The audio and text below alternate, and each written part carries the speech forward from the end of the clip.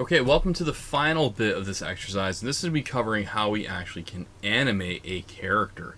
So you're going to see in the layers there is white mage rig, bones, and controls. So if I turn each of these off individually, let's just start with the white mage. This is the model. So this is the actual polygons that are being made up of this. Now, if this doesn't load, let's say maybe your model is just showing up like this.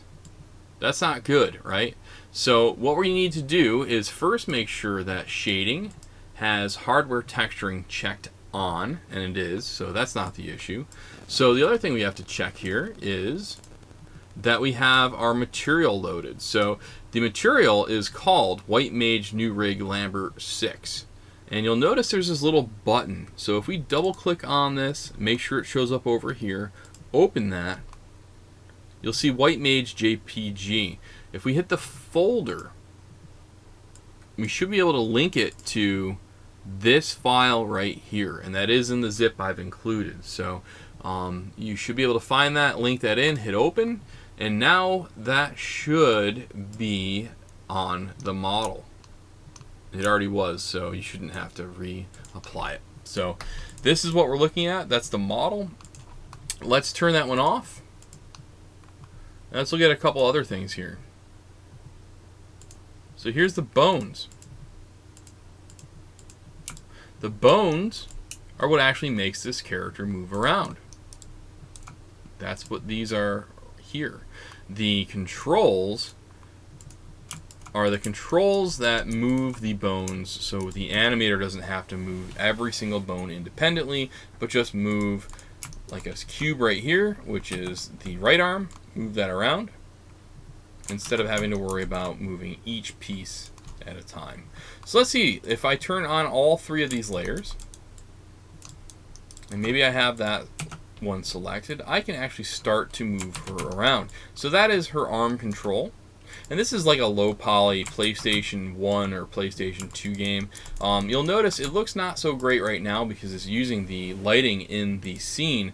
But if we actually turn lighting off, like use flat lighting, it looks a lot better like this because it was actually meant to not use lighting for the engine that I had in mind. So this is on a Nintendo 3DS. You would not likely have real-time lighting, so it would be all baked into the character like this, where all lighting is kind of faked.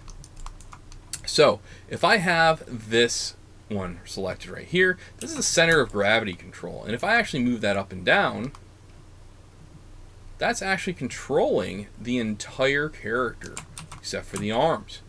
That allows for me to have things like jumps, or me to be able to have her sway back and forth. Basically, it's controlling her hips.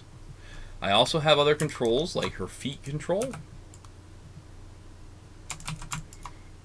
her knee controls,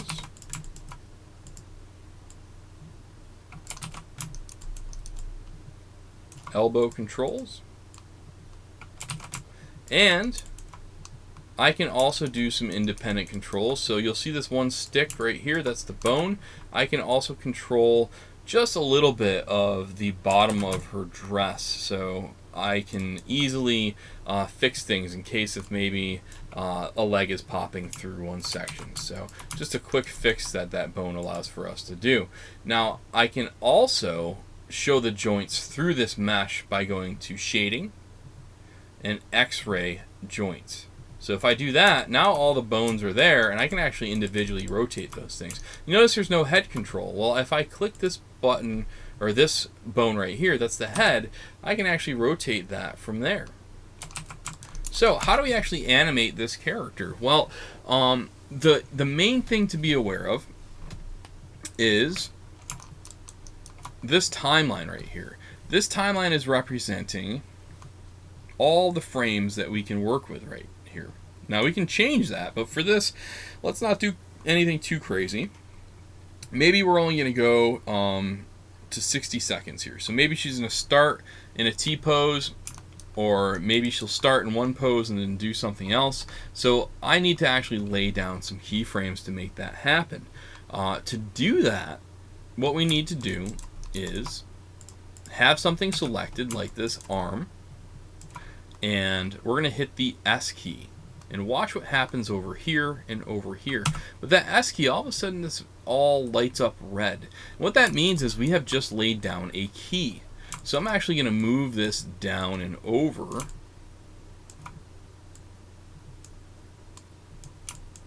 So maybe more like that. Rotating the arm down. And then over some more, and now I'm going to hit S again.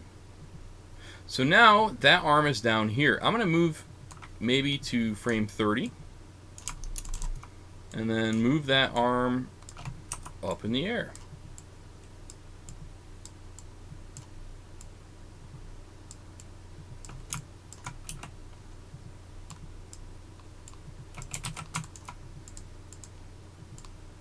Push that back a little bit. Now this is a very limited rig. It's a low poly game rig, so there's not too much stuff. We can't make her blink or anything like that, but it's a great way to learn how animating with bones works. So I'm going to again hit the S key, and now watch what happens if I grab left mouse button, drag this here. That's basically allowing me to scrub through my timeline. So I'm going to scrub backwards.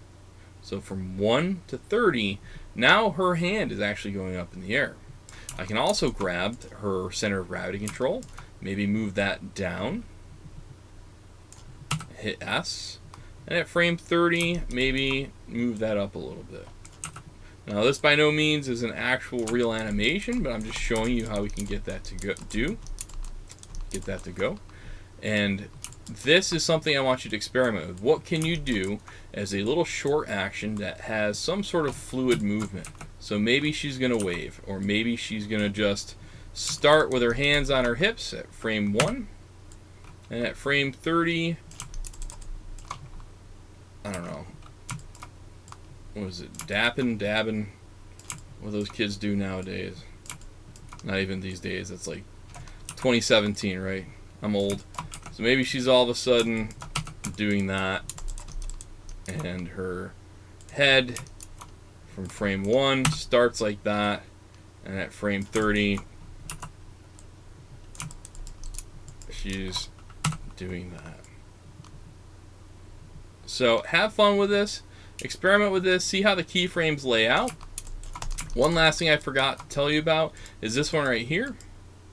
And this is our global control. Maybe we didn't want her to be here in the scene when we started. We can grab this control and move her wherever you want. It's a very common thing to have people think you're going to grab the actual object to move that around. That doesn't work so well. So she's now over here, but the bones are over there, and then things start to break. So that global control is what we would use to be able to either move her or scale her up or down on that. So have fun with this animation. You could do anything you want, but what I want to see is some sort of action using multiple body parts where she goes from one pose to another pose.